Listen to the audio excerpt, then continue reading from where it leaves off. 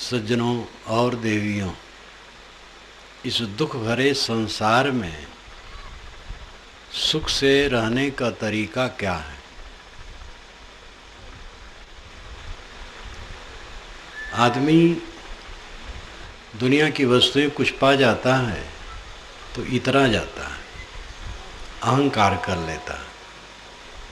जवानी क्षणिक है, पद क्षणिक है, प्रतिष्ठा क्षणिक है। सारा सुख माना गया क्षणिक है और इन्हीं सब के लपेट में दुखों की बड़ी लंबी श्रृंखला बनती है। चाहे कोई कितना धनी हो, विद्वान हो, पूज्य हो, प्रतिष्ठित हो, प्रिय कवियोग पक्का है। बड़े बड़े महलों से और झोपड़ियों से एक समान लाशें निकलती हैं। झोपड़ियों से लाशें निकलती हैं तो महलों से भी निकलती हैं। अशिक्षित लोग मरते हैं, शिक्षित भी मरते हैं। प्रजा मरती है, राजा मरते हैं। प्रतिकूलता सबको मिलती है। बड़े से बड़े कहलाने वालों का तिरस्कार होता है। श्री राम जब लंका से लौट करके अयोध्या गए विजय करके, लंका विजय करके, तो अयोध्या में उनको राजगद्दी दी गई। सीता जी रानी स्वाभाविक हुई, लेकिन अयोध्यावासी राम और सीता के प्रति अच्छी दृष्टि नहीं रखते थे। वे नुक्ताचीनी करते थे, आलोचना करते थे कि जो सीता रावण के घर में इतने दिनों तक रही, राम ने फिर पत्नी बना लिया। लगभग 20-22 महीने लंका में सीता को रहना पड़ा था। रावण के रनिवास के वन में, अशोक वनिका में उनको रखा गया था। अशोक वनिका राजभवन में वह स्थल होता था जो रनिवास होता था, उसी में उनको रखा गया था। और रावण बारंबार कोशिश करता था कि तुम मेरी पत्नी बन जाओ। सीता जी कहती थी बिल्कुल नहीं हो सकता है, राम हमारे पति। सीता में कोई त्रुटि नहीं है। और रावण की ये नैतिकता थी, छीन ले गए तो गलत था, लेकिन ये नैतिकता थी कि सीता को मनाता था, बलात् नहीं करता था। ये उसकी बहुत बड़ी बात है। उसकी नैतिकता को घटाने के लिए कथाकार कहते वो शापित था। अगर बिना इच्छा की किसी स्त्री के साथ कुछ घटना करता तो मर जाता। ये बकवास है। मरना तो वैसे ही पराई स्त्री घर ना मरना है, लेकिन किसी की इच्छा के बिना उस स्त्री को कोई छू ले और कुछ कर ले तो मर जाएगा, ऐसी बात नहीं।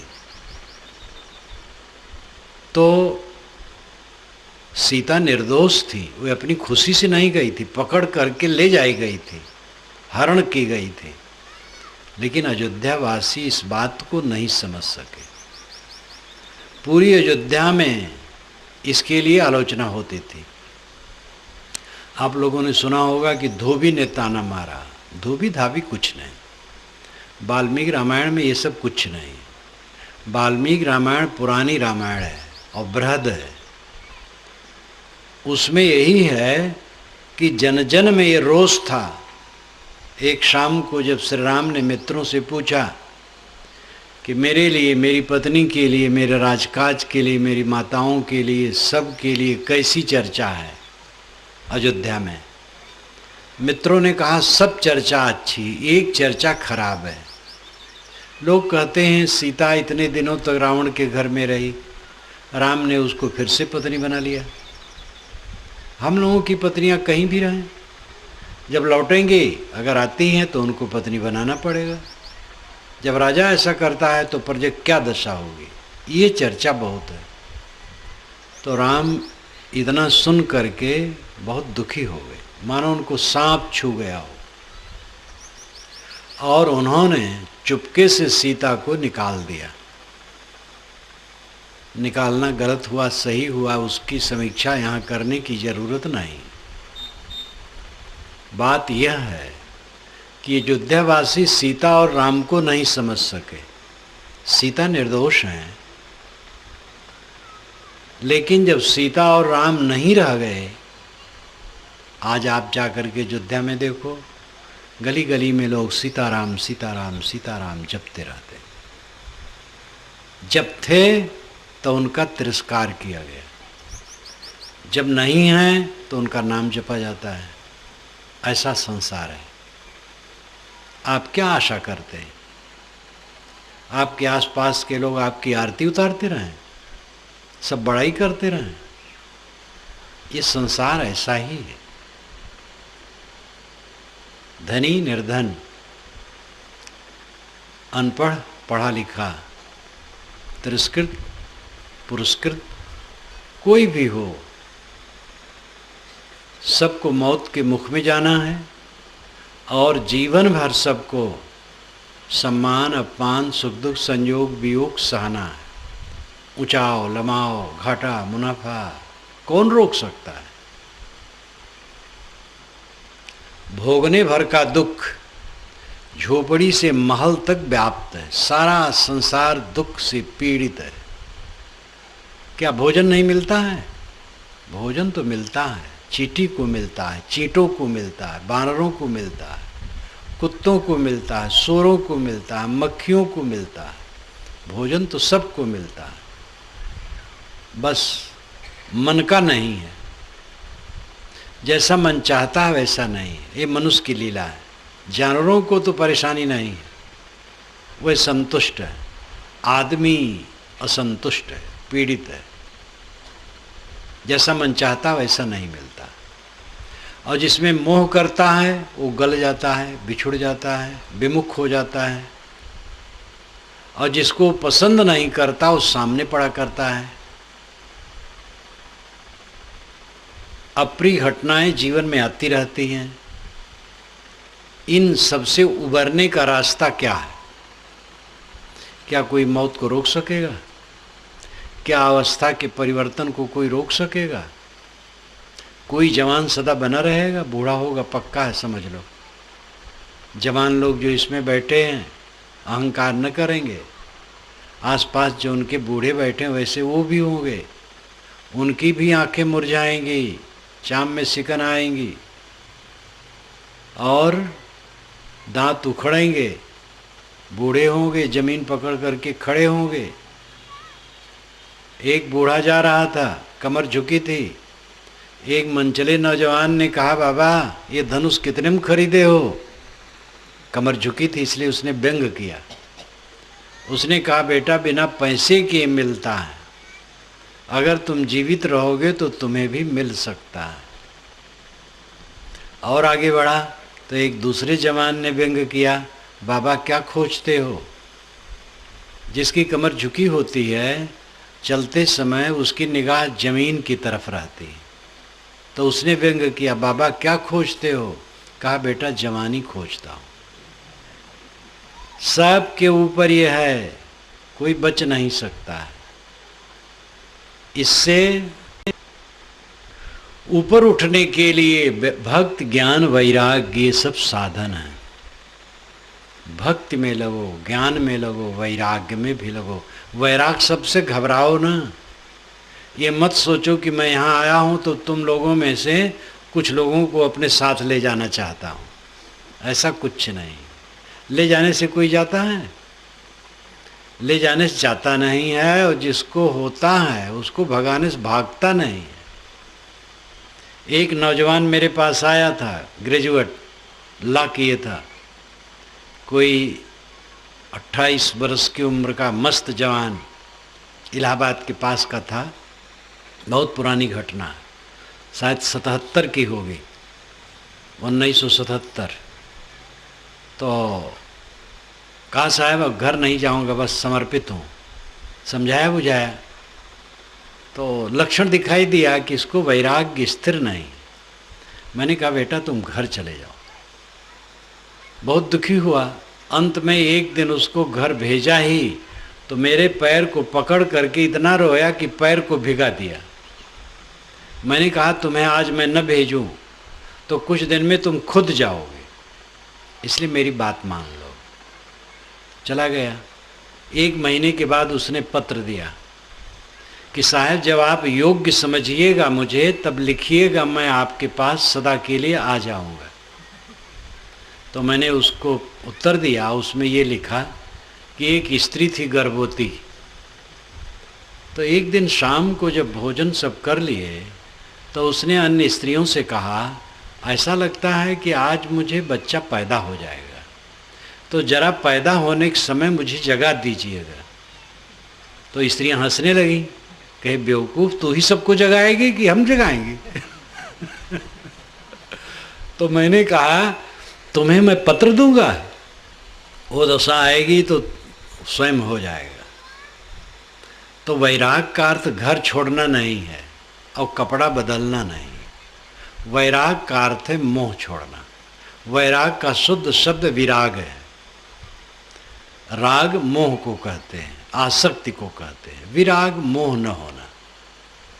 किसी को मोह नहीं करना चाहिए। मोह करने से कोई फायदा नहीं। सेवा करो, मोह न करो। देखो नौकरानी होती है धनी घरानों में, बच्चों को पालने के लिए आती है, तो बच्चे को दूध पिलाती है, उपटन करती है, खिलाती है, अपने सीने पर सुलाती है, प्यार देती है, लेकिन अपना नहीं मानती। और जब नौकरी छोड़ करके जाने लगती कोई तकलीफ नहीं होती, समझती मेरा नहीं है। इस ढंग से हम सबको रहना है।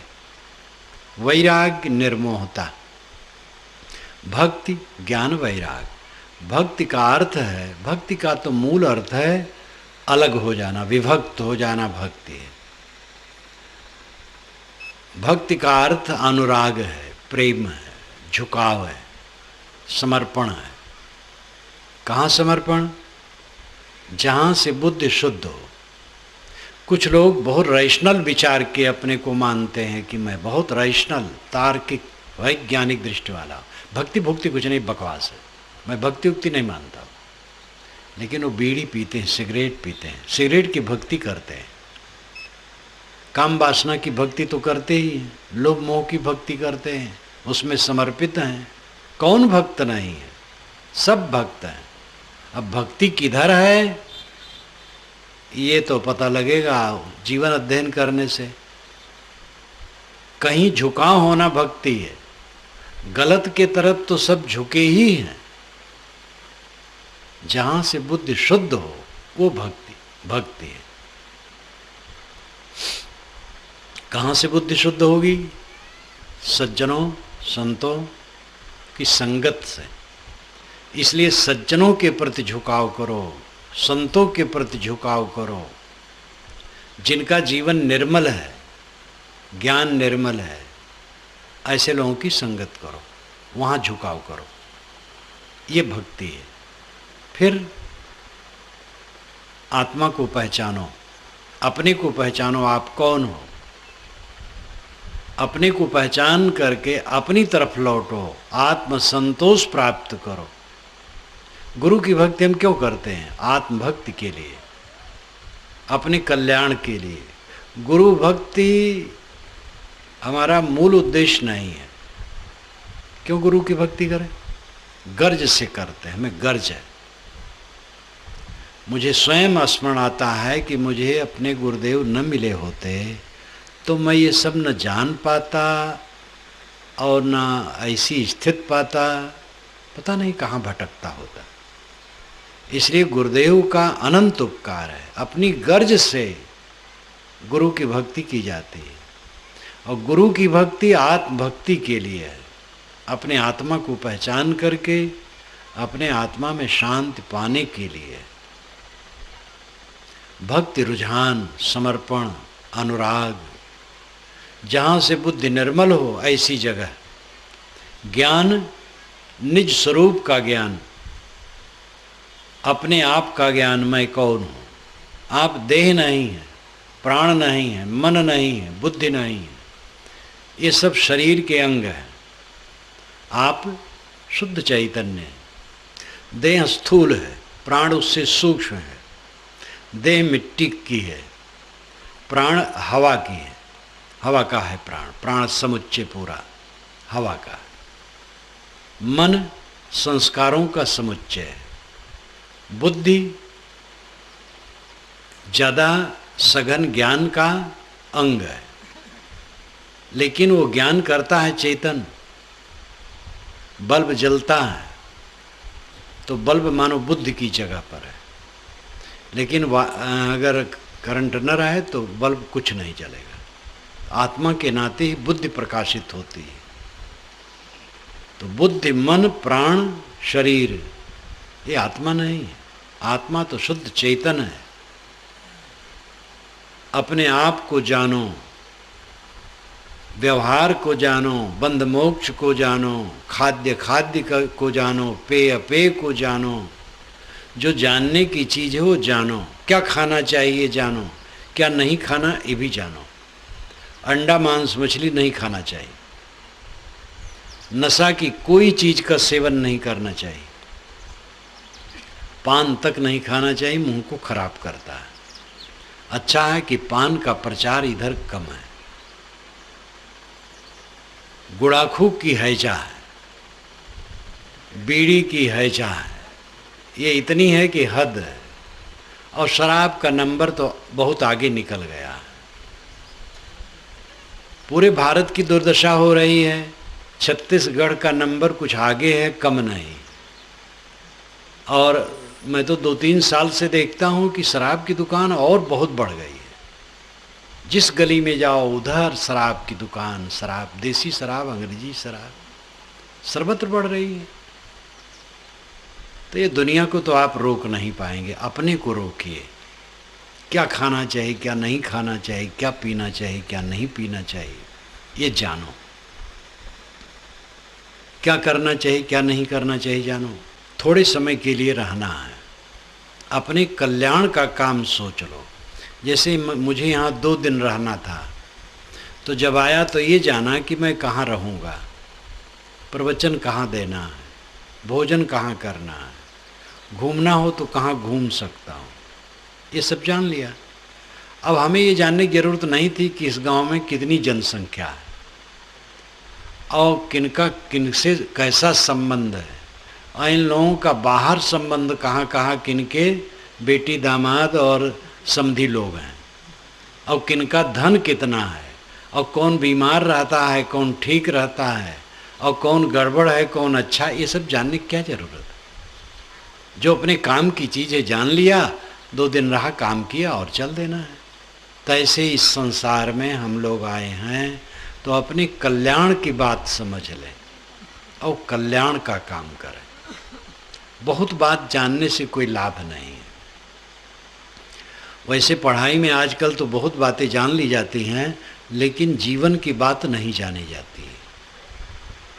पढ़ाई में ऐसी पढ़ाई होती है जिसमें आदमी क्लर्क और अफसर तो बनता है, डॉक्टर बनता है, मास्टर बनता है, इंजीनियर बनता है, मनुष्य बनने की सीख कम है। पिता कैसे होना चाहिए, पुत्र कैसे होना चाहिए, माँ बाप के क्या कर्तव्य हैं, पुत्र के क्या कर्तव्य हैं, ये सब नहीं सिखाया जाता है। ये त्रुटियाँ जो अपने जीवन का आवश्यक कर्तव्य है समझो। कमाना खाना संसारी धंधा है, बिना खाए चलेगा नहीं, इसलिए कमाना है। कमाना क्यों है? खाने के लिए। खाना क्यों है? जीने के लिए। जीना क्यों है? इसका पता नहीं। इतने लोग बैठे हैं, अगर पूछो क्यों जीते हो तो पता नहीं। कमाते क्यों हो? खाने के लिए। खाते क्यों हो? जीने के लिए। जीते क्यों हो? पता नहीं। ये जीवन है। जियो कल्याण के लिए। और कल्याण का अर्थ क्या है? दुखी न होना, दुख से मुक्त हो जाना कल्याण है। दुख से कैसे मुक्त होगे? क्या बुखार नहीं आएगा? क्या प्रिय कवियोग नहीं होगा? क्या घाटा और मुनाफा नहीं होगा? ये कुल होगा। सबके पीछे लगे हैं। ज्ञान भक्ति वैराग का इतना अभ्यास करो, इतनी साधना में लगो कि अपने मन को मजबूत बना लो किसी स्थिति में विचलन न हो, यही चाह रहा है। प्रिय से प्रिय का वियोग हो जाए, रोना पीटना विलाप करना कोई समझदारी नहीं। आंसू आ जाना प्रिय के वियोग में कोई बुरा नहीं, थोड़ा आ गया, लेकिन विलाप करता है, रोता है, पीटता है, हाय हाय करता है, क्या कोई लौटेगा? इसी छत्तीसगढ़ की घटना है। एक बहुत समझदार महिला का पति मर गया, उसकी उम्र 50 रही होगी। मैं आया उस गांव में, कार्यक्रम था तो मिलने आई। बहुत सुपरिचित, बहुत समझदार महिला है, अभी भी है। कुशल मंगल पूछा, पति की वियोग की बात चबाई तो भावुक होने लगी। मैंने कहा भावुक बिल्कुल मत होना, अगर रोने से वो लौट जाए तो मैं भी रोआऊं, मैं भी रोऊंगा, और नहीं लौटने वाला है तो व्यर्थ में रो करके क्या हो। तो मुस्कुराने लगी। इसीलिए एक वचन से साहस होता है और एक वचन से साहस ढीला होता है। दुनियादारी लोग तो ऐसे हैं, किसी का बच्चा मर गया तो स्त्रियां इकट्ठी हुई, रोने लगी, फिर समझाती बहनी न रो, दुनिया झूठी है, लेकिन क्या कहें, बच्चे की आंखें तो बड़ी बड़ी आंखें। अब बोलता था टाँ टाँ, बस फिर सब रोने लगे जोर से। तब फिर समझाते हैं, अरे न रो, दुनिया सपना है, कुछ है, लेकिन लड़का होनहार बहुत था, बस फिर रोने। दोनों प्रकार के उलट पलट करके चलाते रहते हैं। स्वयं अबोधी, वो समझते हैं मैं रहमदिली की बात करता हूँ। मर गया है उसकी बड़ाई करना एक सहानुभूति समझते हैं, तो अपना रोते हैं, दूसरे को रुलाते हैं। ऐसा विवेकी बनो, किसी अवस्था में विचलन न हो। धन बढ़ गया है, दाल भात रोटी सब्जी घी दूध दही मेवे मिष्टान खाओ, कोई नहीं रोकता है, बस थोड़ा कम खाओ, ज़्यादा न खाना। अगर घट गया है दूध दही न खाओ, दाल भात रोटी सब्जी खाओ। और धन घट गया है सब्जी भात खाओ। छत्तीसगढ़ के लिए तो सब्जी भात सबसे बढ़िया भोजन है, बस और कुछ नहीं। अगर और घट गया है तो नमक भात, लेकिन इतना तो चाहिए। फिर बढ़ जाए तो फिर दाल खाओ, फिर सब्जी खाओ, फिर घी दूध खाओ। अपने को उससे जोड़ करके नीच ऊंच न मानो। साइकिल पर चलते हो, पैसा मिल जाए मोटरसाइकिल ले लो, कार ले लो। घट जाए फिर साइकिल पर आ जाओ। न साइकिल हो पैदल चलो, मैं पैदल चलता हूँ, आप लोग गाड़ी ले आते हो उस पर बैठ जाते हो, नहीं पैदल चलता हूँ, ट्रेन पर बैठ लेता हूँ। मेरे पास साइकिल भी नहीं, लेकिन आप लोग कोई करुणा करके मुझे साइकिल न दीजिएगा क्योंकि मैं साइकिल चलाना भी नहीं जानता हूँ। तो किसी चीज से जोड़ करके अपनी इज्जत समझते हो, दुखी रहोगे। संपन्न है लेकिन दुखी है। सफलता है संतुष्ट रहना। दुकान करते हो संतुष्ट रहो, उसमें जी जान से लगे रहो। खेती करते हो, पेशा में सबसे उत्तम खेती है। अवध क्षेत्र में कहावत कहते हैं, उत्तम खेती मध्यम बान, कनिष्ठ चाकरी भीख निदान। उत्तम पेशा खेती है। अब आजकल खेती को निकृष्ट समझते हैं। गांव के पढ़े लिखे लड़के, नौकरी नहीं मिले, मैं पूछता हूँ बेटा क्या करते हो? साहब बेकार हूँ। खेती तो है, हाँ खेती तो है, खेती है लेकिन पढ़े लिखे हैं तो बेकार है, नौकरी है तो साकार है। खेती बादशाहत है। अपने घर में रहो, बादशाह हो, खेती करो मस्त, किसी के नौकर नहीं। कलेक्टर भी नौकर है बेचारा, कमिश्नर भी नौकर है। एक कलेक्टर को तो मुख्यमंत्री ने डांटा तो वो बेचारा कांपने लगा और मुख्यमंत्री के पैरों पर गिर पड़ा।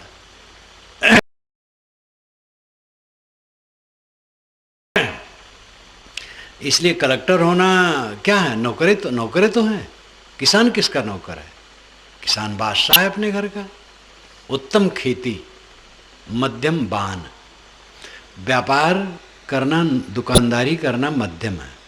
और कनिष्ठ चाकरी, चाकरी नौकरी करना तीसरे नंबर की बात है, चाहे कोई भी वो नौकर है। और भीख निदान, अंततः जब आदमी असमर्थ हो गया तो भीख मांगता है, वो मजबूरी है, वो कोई पेशा नहीं। जहाँ रहो उसमें संतुष्ट रहो, संतुष्ट होने की आदत बनाओ, और ये नहीं होगा कोई सुखी नहीं रहेगा। मिट्टी की दुकान आप करते हो, मिट्टी बेचते हो, और समर्पित होकर काम करो तो मिट्टी की दुकान सोने की दुकान हो जाएगी। और सोने की दुकान करते हो लापरवाही से तो मिट्टी की दुकान बन जाएगी। खेती पृथ्वी माता, वेद में लिखा है कि पृथ्वी के अंदर व्यंजनों से भरे थाल रखे हैं, निकाल लो। सचमुच में कबीर साहब ने कहा, सबकी उत्पत्ति धरती, सब जीवन प्रतिपाल। सबकी उत्पत्ति धरती है, अन्न इससे पैदा हो, फल इससे पैदा हो, तेल पेट्रोल इससे निकले, पानी इससे निकले, पत्थर और रत्न इससे निकले, कोयला इससे निकले, सब तो इसी से निकलता है। जो मिट्टी की सेवा करता है उसकी ऊंची सेवा है। इसलिए जिस योग्यता और स्थिति में रहो, काम करो और प्रसन्न रहो। विदेश की बात है, एक ऑफिस में दो बाबू आमने सामने बैठे काम कर रहे थे। एक को जोश आ गया, कहा मैं जानता हूँ तुम्हारे पिता जूता टांगते थे। तो उन्होंने कहा जूता गलत तो नहीं टांगते थे? तो वो शर्मा गया। जूता टांगना बुरा नहीं है, जूता बनाना, जूता टांगना अच्छा काम है। अगर जूता टांगते थे तो बुरा क्या करते थे? जूता टांगना, कपड़ा सिलना,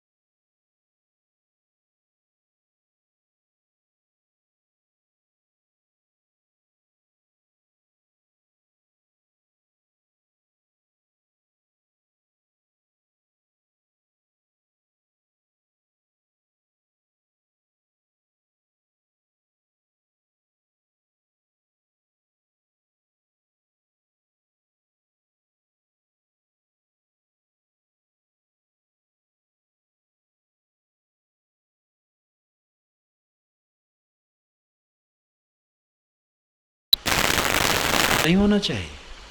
तब उन्होंने क्षमा मांगी और विश्वकर्मा को छुट्टी दिया। ये कहानी है, न कोई ऐसा विष्णु हुआ है, न ऐसा कोई इंद्र हुआ है, न ऐसा कोई लोमस हुआ है। ये कथाकार लोग गढ़ते रहते हैं समझाने के लिए।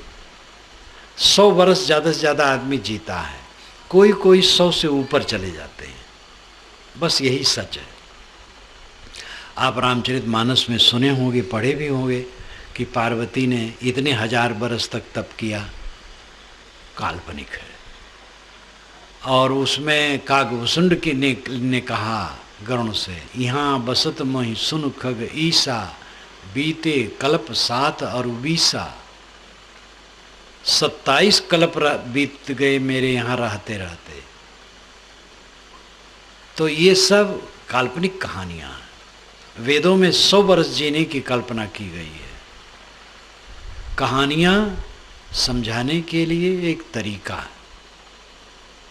इंद्र सूर्य है, विष्णु सूर्य है वेदों के अनुसार। और वेद आप पढ़ें, इसमें इन पुस्तकों में है एक मेरी पुस्तक वेद क्या कहते हैं, थोड़ा जो समझने की शक्ति रखें उनको पढ़ना चाहिए। तो उसमें पता चलेगा विष्णु कौन है, इंद्र कौन है। इंद्र का, विष्णु का, सबका संदर्भ है। तो ऐसा कोई व्यक्ति नहीं हुआ। बातों को समझाने के लिए है कि सब क्षणिक है, कुछ रहने वाला नहीं। असंतोष अपनी दरिद्रता है, धनाढ्यता क्या है, संतोष। पैसे से आज तक कोई संपन्न नहीं हुआ है, ना वित्तेन तर्पणियो मनुष्यो। मनुष्य धन से तृप्त नहीं होता है, सब गरीब हैं, सब गरीब हैं। क्योंकि सबके मन में तृष्णा है। जिसकी तृष्णा मिट गई वो संपन्न हो गए। बहुत सहज है संपन्न होना। कमाओ और कमाई में जो मिले उसमें संतोष रखो, बस आप संपन्न हो, धनी हो। और बहुत धन हो, संतोष न हो तो दरिद्रता है। दरिद्र सत संतुष्ट है। दरिद्र वह है जो असंतुष्ट है। कृपणो यो जितेंद्रिय, कृपण वह है जो जितेंद्री नहीं है। गुणे सुसक्त धीर ईशौ, ईश्वर वह है जो विषयों पर विजयी है। गुण संगो विपर्जया, जो विषयों में लीन है वो गुलाम है। संपन्नता संतोष में, गोधन, गजधन, बाजधन और रतन धन खान, जब आवे संतोष धन, सब धन धूरि समान। ये कबीर साहब की साखी भारत प्रसिद्ध नहीं, विश्व प्रसिद्ध है। गोधन है, गजधन है, गोधन, गजधन, बाज, घोड़ा धन है और रतन धन खान, और भी रतन बहुत हैं। लेकिन जब संतोष धन आता है तब सब धन धूरि समान। दुनिया का धन गुजर बसर तक की क्षमता रखते हैं। दुनिया की जिसे हम संपत्ति कहते हैं, वे क्या करेंगे? खाना पानी, कपड़ा लत्ता, घर द्वार की व्यवस्था उनसे होगी बस। जो बहुत धनी होता है क्या 4-4 कुंतल का भात खाता है? किसानों में है, किसी किसी के 100 गाड़ा धान होता है, 200 गाड़ा धान होता है। तो उनकी खुराक देखो, क्या वह एक घड़ा भात खा जाते हैं? खाते थोड़े हैं। 2 रोटी आप खाते हैं। अब आपके पास 10,000 रोटियां रख दी जाएं तो आप संपन्न हुए? क्या फ़ायदा हुआ? 4-6 कपड़े पहनते हैं, 10,000 कपड़े रख दिए जाएं तो क्या मतलब हुआ? ये सब बोझा है, जंजाल है। एक सेठ एक बार मिलने आए। मैं अयोध्या के पास एक बाज़ार में था, तो वहाँ वो मिलने आए। तो हमारे भक्त ने परिचय दिया कि साहब ये सेठ हैं। तो मैंने कहा हाँ ये बड़े कबाड़ी होंगे। तो मुझे घूर करके ताकने लगे, क्योंकि भाई सेठ आदमी, मैं उसकी तौहीन ही मैंने की। मैंने कहा ये बड़े कबाड़ी होंगे।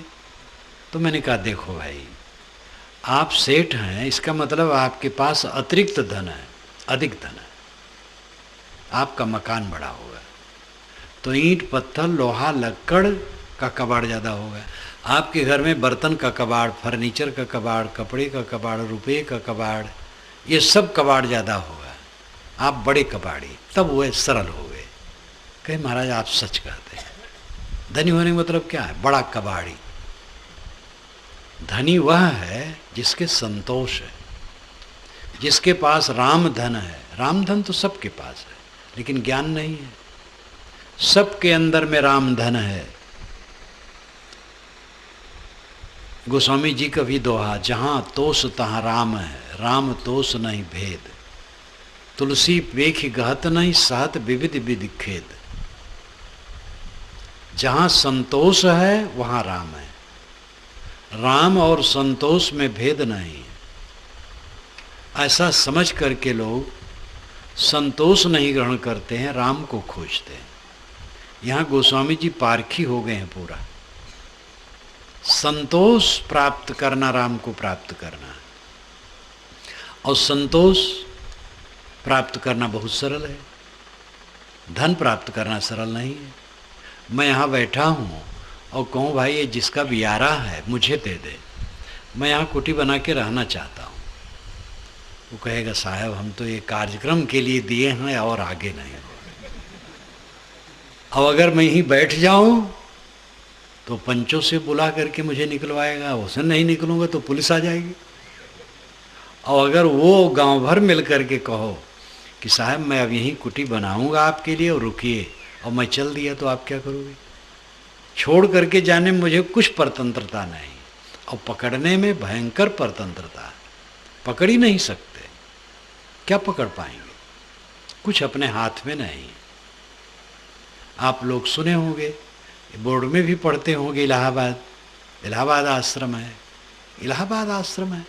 अरे है सार्वजनिक संस्थान है, लोग वहाँ रहते हैं, हम भी रह लेते हैं। हमारा आश्रम कहाँ है? हमारा आश्रम कहीं नहीं। हमारा आश्रम तो अंतरात्मा में है। वही इलाहाबाद में मैं था तो एक सज्जन आए, कहे महाराज ये बड़ा अच्छा हुआ, आपका अस्थाई आश्रम बन गया।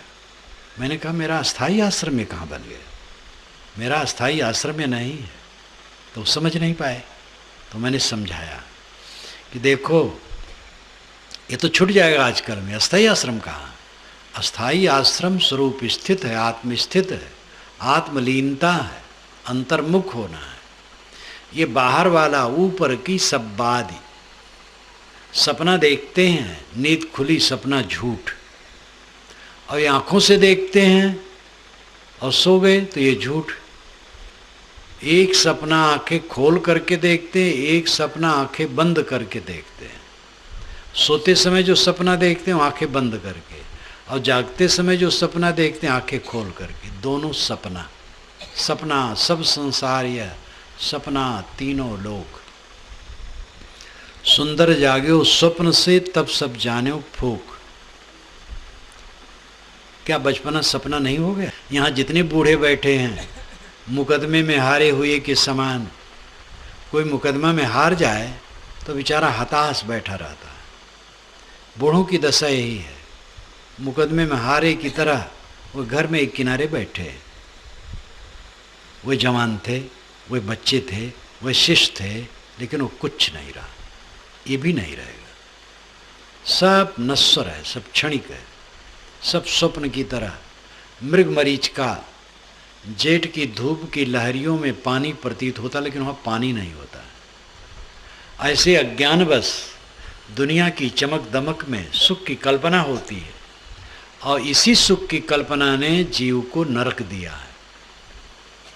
भ्रमित होकर के सारा पाप इसी चमक दमक के पीछे लोग करते हैं। जीवन का कल्याण है, भक्ति ज्ञान वैराग की साधना में लगो, संसार की नश्वरता को समझो, सुबह शाम अकेले में बैठो, ग्रंथों का, ज्ञान के ग्रंथों का अध्ययन करो, चिंतन करो, ध्यान करो। ध्यान क्या है? एक पुस्तक इसमें है मेरी, उसको पढ़ो, ध्यान का रास्ता उसमें मिलेगा। एकाग्र हो, अपने आत्मा में लौटो। ये सब कुछ बाहर आकर के छूट जाने वाला है, किसी का कुछ रहने वाला नहीं।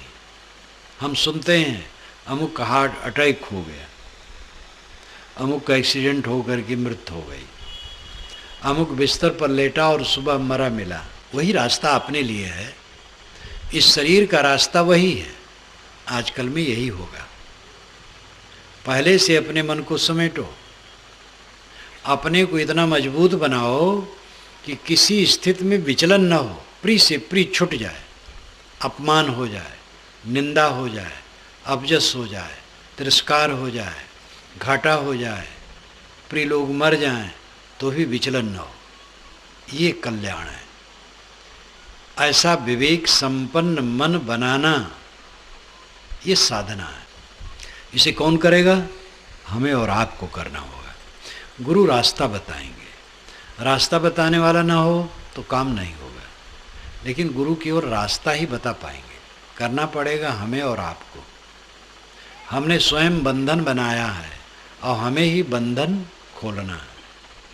जितने इसमें बीड़ी, तंबाकू, शराब या कोई भी दुर्व्यसन ग्रहण करने वाले हों, स्वयं सोचें, उन्होंने स्वयं बनाया है। कुसंग से, संगत से ऐसा हुआ है, लेकिन उन्होंने स्वयं एक गलती की है। अब इस गलती को कौन छुड़ाएगा? बाहर से कोई मित्र समझा सकता है, छोड़ना आपको है। ऐसे मोह जो बनाया है, हमने बनाया है, हम ही को काटना है, दूसरा कोई काट नहीं सकता है। ये जीवन कल्याण के लिए है, और कल्याण का अर्थ है दुख से मुक्त हो जाना, दुखी न होना, सब समय आनंद कंद। ये जीवन आनंद से जीने के लिए मिला है, रोने के लिए नहीं मिला है, हाय हाय करने के लिए नहीं मिला है। हरदम असंतुष्ट, हरदम असंतुष्ट, हरदम असंतुष्ट। आदमी की तृष्णा, आदमी का विवेक जहाँ है वो संतुष्ट नहीं है। एक बॉम्बे वाला, एक कलकत्ता वाला एक जगह मिला। बॉम्बे वाला कहा यार क्या कहूँ, कब समय आएगा मैं कलकत्ता देखूंगा, कलकत्ता का आनंद लूँगा। कलकत्ते वाले ने कहा यार बम्बई क्षेत्र पार्टी आज तक नहीं देखा, मैं सोचता हूँ कब समय आएगा मैं बम्बई देखूंगा। कलकत्ता से कलकत्ता वाला उदासीन है और बम्बई से बम्बई वाला उदासीन है, और एक दूसरे के प्रति आकर्षित है। ये भ्रम, अविवेक, और कठोर भाषा में कहें तो मूर्खता। बम्बई कूड़ादान है, कलकत्ता कूड़ादान है, पूरा संसार खाकदान कूड़ादान है। सबका आधार जो शरीर माना है वही कूड़ा कचड़ा है। कहाँ क्या है? जो अंतर ज्योति आपकी है वही सर्वोच्च है। उसे आप जीव कहो, आत्मा कहो, ब्रह्म कहो, पारक कहो, अल्लाह कहो, खुदा कहो, गॉड कहो, परम तत्व कहो, भाषा है, लेकिन तत्व एक है। आपकी अंतर ज्योति, आपका आत्मा, आपका अस्तित्व, आपका होना, वही आपके लिए सर्वोच्च तत्व है। उसको पहचानो। सत्संग में निर्देश किया जाता है, यहाँ आप सुन करके चाहें कि इसमें काम बन जाएगा, काम नहीं बनेगा। और काम बनना एक तरफ यही है, एक तरह यही है कि यहाँ सुने और निर्देश लिए, फिर लग गए तो काम बना।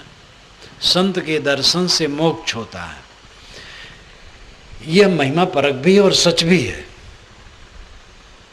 संत के दर्शन से मोक्ष हो तो सबका मोक्ष हो जाना चाहिए, जितने लोग संत को देखें, और सच भी है। पहले हम संत के दर्शन करते हैं तो उनकी वाणी और दर्शन और विचारों से प्रभावित होते हैं, तब लगते हैं, तब धीरे धीरे मोक्ष भी होता है। इसलिए प्रवचन में जो आप सुन रहे हैं इससे कल्याण है, लेकिन कब? जब इसको जीवन में उतारने की चेष्टा करें, आप और हम दोनों। हम कह दें और करें ना तो हमारा कल्याण नहीं होगा। आप सुन ले वो करें ना करें तो भी कल्याण नहीं होगा। करना शुरू करना चाहिए, और इसके लिए सबको रोज समय निकालना चाहिए। सबसे बड़ा काम यही है, और काम तो आनुषंगिक हैं, आगे पीछे अगल बगल लगे हैं। मुख्य काम यही है। जैसे कोई मकान बनाए, लिपे पोते, रंगे, साफ करे, बढ़िया गद्दा बिछावे, और रोज यही करे और कभी सोए ना, तो क्या मतलब है? मकान बनाना, सैया बिछाना, किस लिए? विश्राम करने के लिए। जीवन भर हम मकान बनाते रह गए, सैया बिछाते रह गए, विश्राम कभी नहीं किए। घर बनाए, परिवार सजाए, धन दौलत इकट्ठा किए, बाल बच्चे पैदा किए, पाले पोसे, जीवन बीतता चला गया, असली काम नहीं हुआ। असली काम क्या है? चित्त का आनंद, प्रसन्नता, सच्चा सुख, सच्ची शांत। ये काम करने के लिए मानव जीवन मिला है। जो जहाँ है कोई असंतुष्ट न रहे। छोटा धन है, बड़ा धन है, छोटा घर है, बड़ा घर है, सबका बराबर नहीं हो सकता है। बुद्धि का अंतर है, प्रारब्ध का अंतर है, शरीर का अंतर है, गुण कर्म स्वभाव का अंतर है, और इस अंतर से मौलिकता में कोई अंतर नहीं। कोई भी समझदार हो, लड़गा न हो। छत्तीसगढ़ी भाषा में लड़गा कहते हैं और अवधी भाषा में बैधा कहते हैं। अवध क्षेत्र में लड़गा को बैधा कहते हैं। एक लड़का मिला तो जवान था, उसने मुझे देखा तो अपनी भाषा में वो बोला, छत्तीसगढ़ी में, मैं हिंदी कह रहा हूँ। उसने कहा कि महाराज, चाहता है मेरा मन कि आप सरीखा मैं भी साधु बन करके रहूं। तो मैंने कहा, विवाह नहीं करोगे तो कहीं कोई खोजने वाला नहीं है। तो ऐसा आदमी क्या समझेगा? लड़का ना हो, समझदार हो, समझता हो। फिर वो कितना पढ़ा है, कितना नहीं पढ़ा है, किस कुल में जन्मा है, कितना धन है, इससे मतलब नहीं। समझता हो, समझदार हो और लग जाए, उसी का कल्याण होगा। तो भाई सत्संग में लगो, भक्ति में लगो, अपना उद्धार करो। कोई साथ देगा नहीं, शरीर ही छूट जाएगा तो क्या साथ देगा?